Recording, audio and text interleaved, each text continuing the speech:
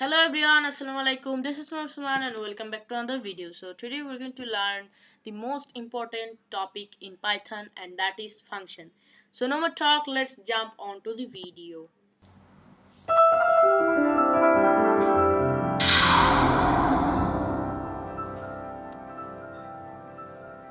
তো আমরা সবাই ছান্দ ট্রিঙ্গের এবং আজকে আমরা হচ্ছে ফাংশন সম্পর্কে জানবো। তো আমরা ফাংশন সম্পর্কে অনেকেই জানি ফাংশন কোনগুলো, প্রিন্ট, লেন্থ, টাইপ, এগুলো, রাইট? তবে এগুলো কিন্তু বিল্ট ইন ফাংশন, অর্থাৎ এগুলোকে হচ্ছে পাইথন প্রোগ্রামিং ল্যাঙ্গুয়েজে ডেভেলপার আগেই হচ্ছে ইনক্লুড করে রেখেছে। তবে এই যে পাইথন প্রোগ্রামিং ল্যাঙ্গুয়েজ আছে, অর্থাৎ পাইথনে আমরা চাইলেই কিন্তু নিজেদের ফাংশন তৈরি করতে পারি। তো আজকে আমরা সেটাই শিখবো যে কিভাবে আমরা নিজেরা ফাংশন তৈরি করতে পারি।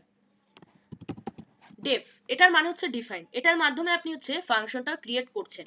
এখন ফাংশনটা আমরা কি নিয়ে ক্রিয়েট করব? ধরুন আপনি কোথাও গেলেন এবং আপনাকে বলা হলো আপনি ইনপুট নেন ইউজারের কাছ থেকে এবং সেই ইনপুটের মাধ্যমে আপনি সিলিন্ডারের সমগ্রতলের ক্ষেত্রফল তৈরি করেন। তো তাহলে আমরা এটাই কাজ করব।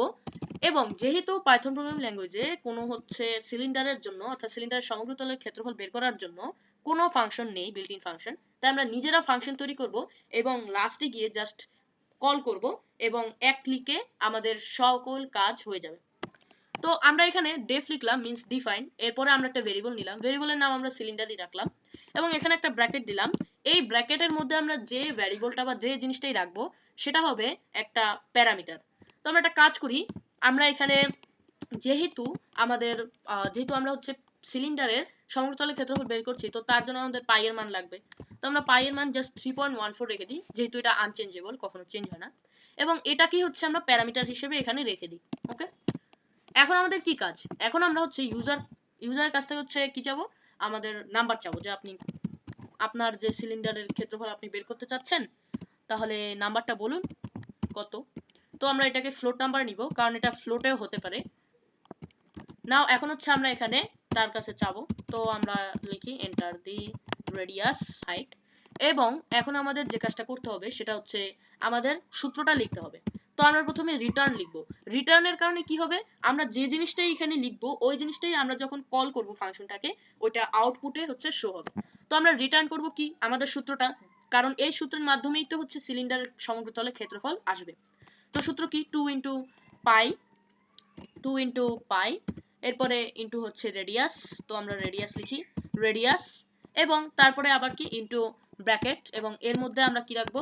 হাইট, HIGHT, প্লাস আমরা এখানে রাখবো হচ্ছে রেডিয়াস, IUS, রেডিয়াস। ওকে, তো এই তো আমাদের সূত্র, রাইট? তো এখন কিন্তু আমাদের ফাংশনের কাজ শেষ। ফাংশনকে আমরা বলে দিচ্ছি যে তুমি কি কাজটা করবে সেটা সম্পূর্ণ আমরা তার ভিতরে বলে দিয়েছি, কারণ এখানে আপনারা দেখতে পাচ্ছেন গ্যাপ। গ্যাপ মিন্স কি? এটাই হচ্ছে ফাংশন যার মধ্যে এই সকল কাজগুলো হবে। তো এখন জাস্ট আমরা প্রিন্ট করব, যে প্রিন্ট করব এবং কি প্রিন্ট করব? জাস্ট এই যে ফাংশনটা, এই ফাংশনটা প্রিন্ট করব এন্ড এটাকে এখানে পেস্ট করে দিব এবং এটাকে স্টার্ট করব। তো আমরা স্টার্ট করি। স্টার্ট করার পরে দেখুন এখানে কিন্তু রেডিয়াস চাচ্ছে, তো আমরা রেডিয়াস দিই 12.56 দিই, এবং হাইট চাচ্ছে, তো হাইট আমরা দিই কত?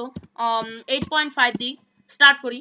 দেখুন এখানে কিন্তু একদম অ্যাকুরেট যে মানটা দশমিক সহ, সেই মানটা কিন্তু এখানে দিয়ে দিয়েছে।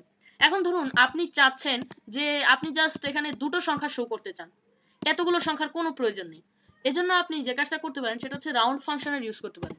তো আপনি রাউন্ড লিখলেন, রাউন্ডের মাধ্যমে কি হবে? যে যে কয়টা সংখ্যা আপনি দেখতে চান ওই কয়টা সংখ্যা জাস্ট লিখে দিবেন, ওই কয়টা সংখ্যাই হচ্ছে দশমিকের পরে দেখানো হবে।